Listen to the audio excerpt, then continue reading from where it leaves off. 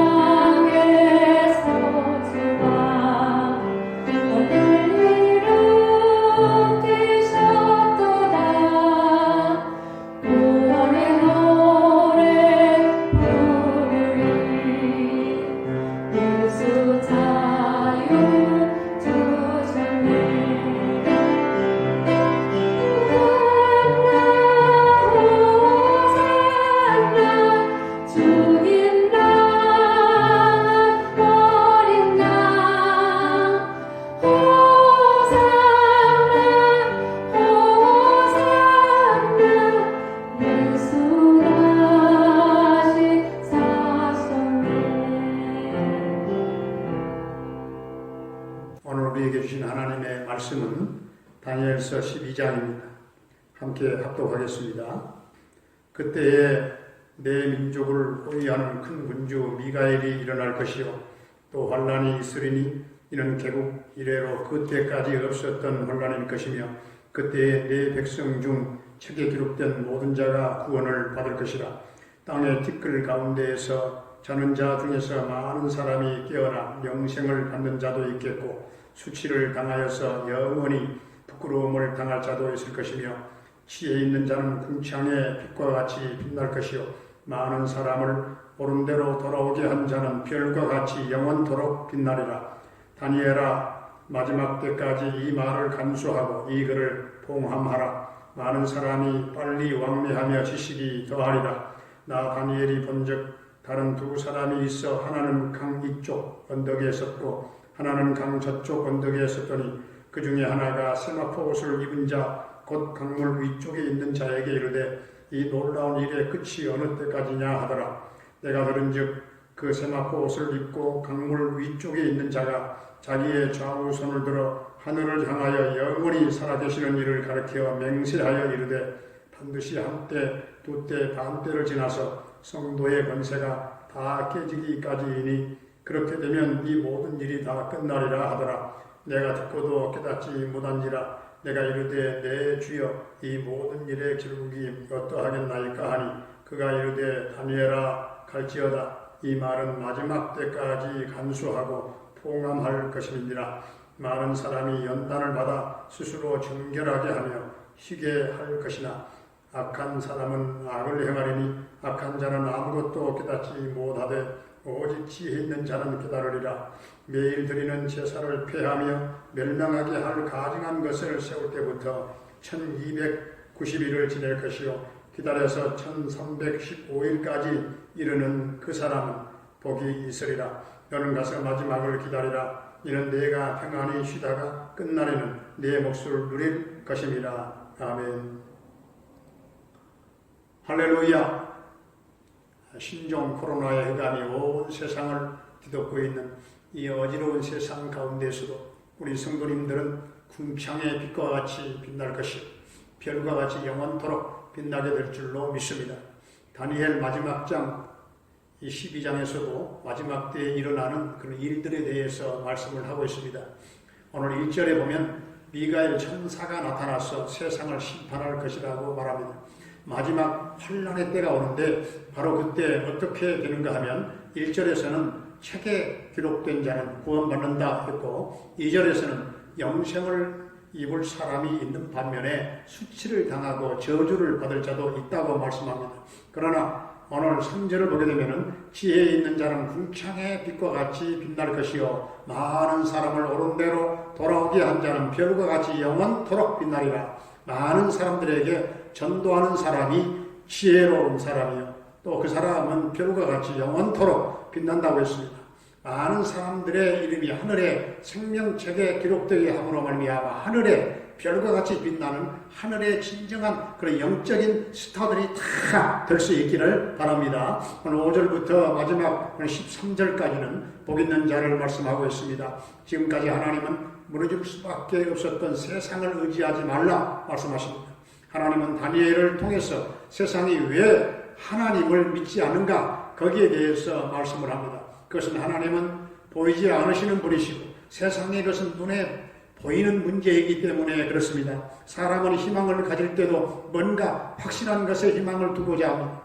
세상의 것은 있으면 있을수록 자신을 행복하게 하고 기쁘게 한다는 그런 확신을 가지고 있지 않겠습니까? 그렇기 때문에 사람은 눈에 보이는 것에 확실성을 두고 희망을 가지고 살아가는 거예요. 그래서 보이지도 아니하는 하나님께 확실성을 두고 희망을 가진다고 하는 것은 쉽지 않은 일이라 그 말이에요. 그런데 문제는 성도들을 또 하나님을 믿는다고 하면서 눈에 보이는 확실한 것을 붙잡기 위해서 믿음을 이용한다는 사실이죠.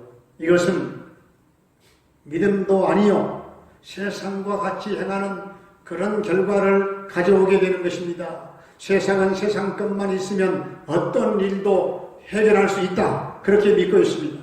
그래서 굳이 하나님이 필요치가 않다는 사실이에요. 이런 세상을 향해서 하나님은 마지막이라 마지막 때라 이렇게 말씀합니다.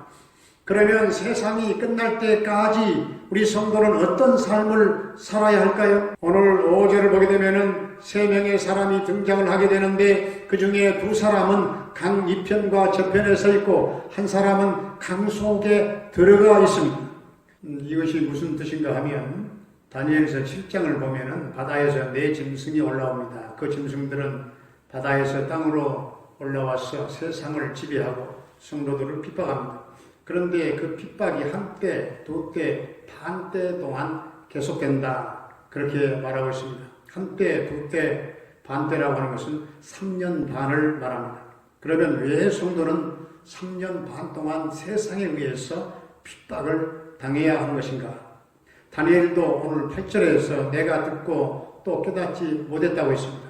그래서 그 일을 다시 지금 되묻고 있는 것입니다. 그러자 천사는 9절에서 11절까지 말씀을 하는데 그 말씀도 여전히 뭔가 좀 알 수 없는 그런 말씀이에요. 11절을 보면 매일 드리는 제사를 폐하며 멸망하게 할 가증한 것을 세울 때부터 1290일을 지낼 것이요. 이렇게 말합니다. 제사를 폐하고 멸망하게 할 미운 물건을 세운다고 하는 것은 하나님께 제사하는 것을 금지하고 대신 우상을 섬기도록 핍박당하는 것을 의미합니다. 그 기간이 1290일이라고 하는 것은 이 약 3년 반을 말합니다. 바로 그것은 한때, 두때, 반때와 같은 의미이죠. 결국 이 말씀은 성도가 3년 반 동안 세상의 세력에 의해서 핍박을 받는다는 그런 뜻이 되겠습니다.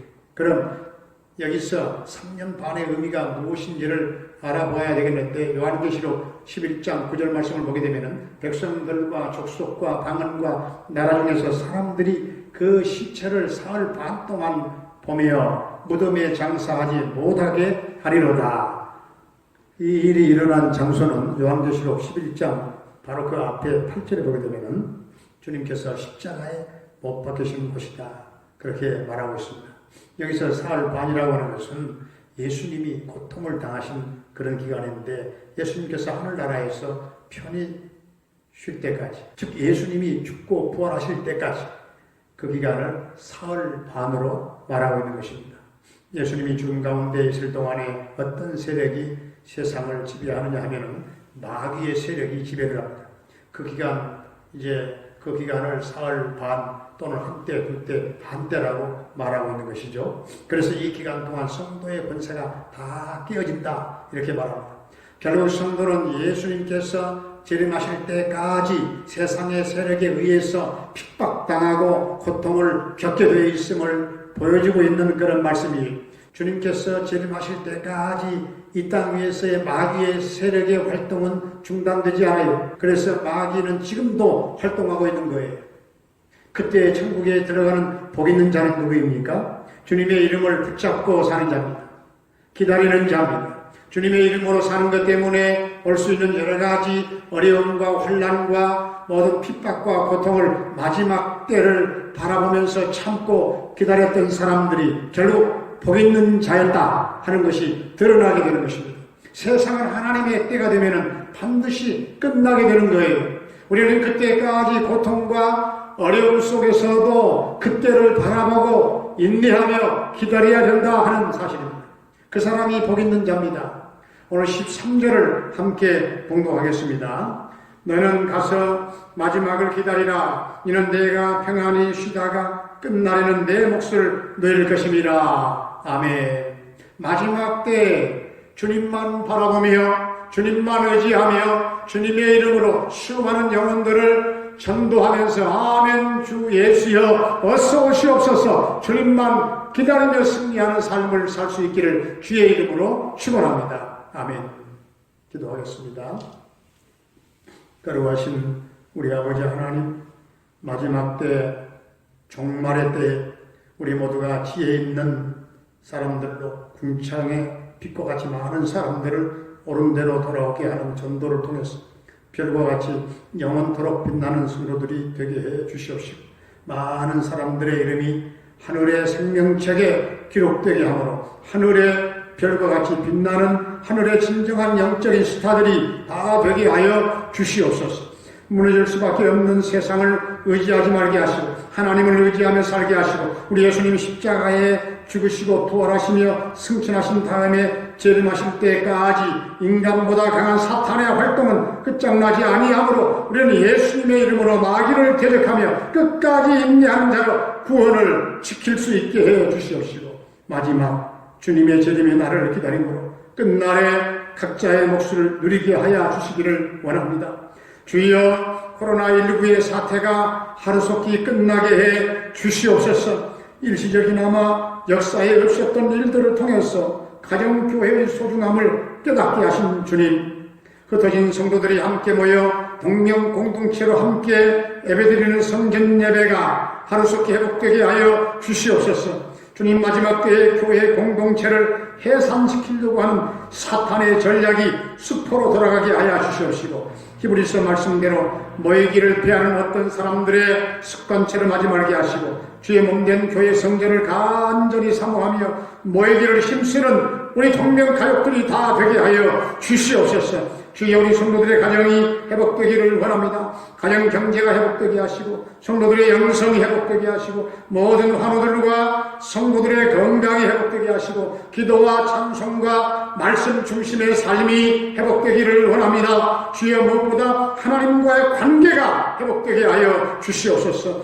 주님, 오늘도 성도들의 직장과 사업장을 축복해 주시옵시고, 자녀들의 삶을 인도해 주시기를 원합니다. 특별히 우리 수능을 준비하는 학생들을 인도해 주시기를 원합니다. 주님, 군대에 가 있는 영준이를 지켜주시고, 오늘 또 동행하시고 저녁 때까지 그 아들을 도와주시기를 원합니다. 캐나다에 가 있는 우리 정창석 집사님 가정을 지켜주시고 대성케 하시고 평강 승리의 소식이 전해지기를 원합니다. 우리 김경미 목사님을 비롯한 모든 선교사님들의 선교 사역을 도와주시기를 원합니다. 훈탁한 달라 교회를 주님 축복해 주시옵소서. 주여, 세계로 확산되어가는 코로나19의 확산이 멈추게 하여 주시옵소서. 이 민족을 긍휼히 여겨주셔서 코로나를 통한 고통과 이 모든 어려움을 이기고 경제, 정치, 교육, 문화, 역사, 이 사회가 완전 정상적으로 주님 회복되게 하여 주시옵소서. 예수님의 이름으로 감사하며 축복하며 기도하옵나이다. 아멘. 우리 함께 주기도로 예배 마치겠습니다.